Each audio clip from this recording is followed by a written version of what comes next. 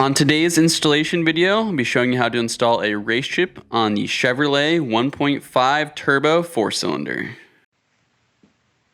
Before installing the RaceChip, please wait until your engine is cool enough to work on. Put your parking brake or emergency brake on. If your vehicle is equipped with an alarm system, please disable it. Pop the hood, roll up the windows, close the doors, and press the lock button on your key fob and move that key fob 30 feet away. You're going to wait about 10 minutes after for all the electricity to clear from underneath the hood.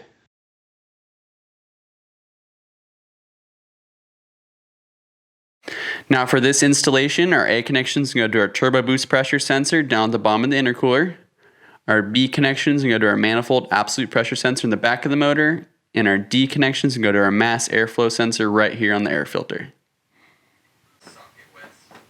Now we're going to use a 9/32 socket to remove the plastic pan underneath the motor. There's about 20 total screws. Then we can see our A connection go into our turbo boost pressure sensor. It's right at the end of the intercooler on the driver's side. You can see it here. To unplug the OEM sensor plug, we're going to pull back on the white locking tab and press down. You can see the white locking tab also has some red markings on it here, which is easy to identify. We're then going to take the female end of the RaceChip wiring harness that I've already fed down from above and plug that directly into the OEM sensor plug. The smooth side of the RaceChip wiring harness is going to plug into the locking tab side of the OEM sensor plug like this here. Then we're going to take our RaceChip male connection and plug it directly into that OEM sensor that you can see sitting right up there. Now we'll cut to our B connection going onto our manifold absolute pressure sensor. We're going to pull back on the white locking tab and then press down, or you can use a small pick or flathead screwdriver to help remove the sensor plug. Then we're going to take our RaceChip wiring harness. We'll take the female end and plug it directly into the male end of the OEM sensor plug, lock it in place with the white locking tab. And then we'll take the male end of the RaceChip wiring harness and plug it directly into the OEM sensor and locking it in place with the locking tab. The last connection we're going to make is our D connection going to our mass airflow sensor. To do this, we're going to pull back and then press down on the red locking tab. Take the female end of the RaceChip harness and lock it in place in the OEM sensor plug. Then we'll take our male end of our connection, plug it directly into the OEM sensor and lock it in place with the red locking tab. Now with all of our connections securely made, we're going to go ahead and install the RaceChip. To do so, we're going to remove the deactivation plug by pulling on the FCI plug. Now we want to hang on to the deactivation plug. If you ever need to take the car in for any warranty or service work, you can remove the RaceChip and put the deactivation plug in place of the unit. We suggest putting this in your glove box or center console.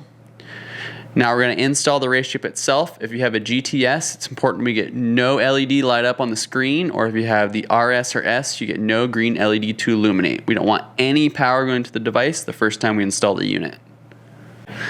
Now we're going to install our 4 mounting tabs. The really nice thing about these mounting tabs, if you ever need to remove the RaceChip and put the deactivation plug in place, you don't actually have to cut the zip ties. Instead, you can press down on the 4 corners of the mounting tabs and actually unplug the RaceChip from the zip ties and leave them securely in place.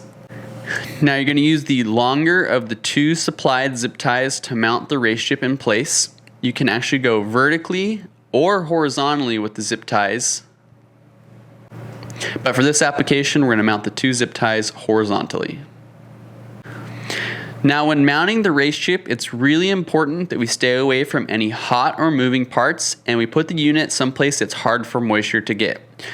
So for this application, we found a great spot right here in the front of the car. You can see a lot of the OEM electronics are right here, so this is a good spot and there's not going to be very much moisture getting to this location. Now we'll zip tie everything in place and making sure we're not zip tying too tight to pinch off any of the electrical lines. Then we're going to use the smaller of the supplied zip ties to mount the RaceChip wiring harness away from hot and moving parts. Just like the RaceChip unit, if we're going to zip tie to any electrical or fluid lines, we don't want to zip tie too tight.